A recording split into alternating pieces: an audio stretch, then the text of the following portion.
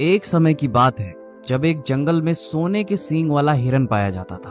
उसके सींग इतने ज्यादा सुनहरे और सुंदर थे कि हर कोई जानवर उससे प्रभावित रहता था, उसकी तारीफ करता था।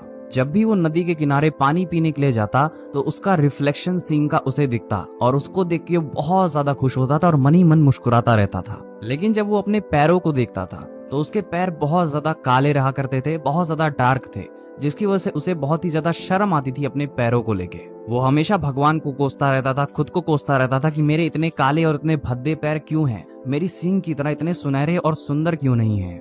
और ऐसे ही एक दिन की बात है जब वह फिर से नदी के किनारे पानी पीने जा रहा होता है। वह देखता है वहां पे शिकारी और उसके कुत्ते खड़े होते हैं शिकार करने के लिए। और जैसे ही शिकारी के कुत्ते उस हिरन को देखते हैं तुरंत ही उसे मारने के लिए दौड़ पड़ते हैं। और फिर उसके काले पैर ही होते हैं जो उसको भागने में बहुत ज्यादा सहायता करते हैं, बहुत ज्यादा दूर तक तेजी से भगाते हैं। कुछ देर आगे जाने के बाद वो एक झाल में जाके फंस जाता है और वो जो झाल थी वो उसके सींग में पूरा फंस जाती है, जिसकी वजह से उसे कुछ दिख नहीं रहा होता है। वो जैसे तैसे छुड़ाता तो है पर तब तक बहुत देर हो चुकी थी।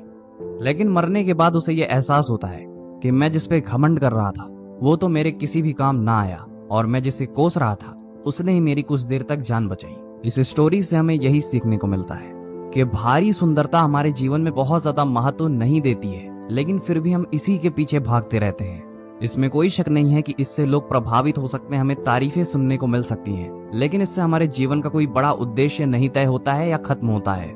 इसीलिए वैल्यू होती है तो सिर्फ आपके अंदर जो है उसकी वैल्यू होती है और उसी के सहारे आप आगे जा सकते हैं। अब ये बात तो हम सभी को पता है कि बुरा वक्त कभी नहीं देख के आता, और इस बुरे वक्त से लड़ने के लिए आपकी सुंदरता नहीं बल्कि आपके अंदर जो ताकत है, जो क्षमता है, वो बचाती है आपको।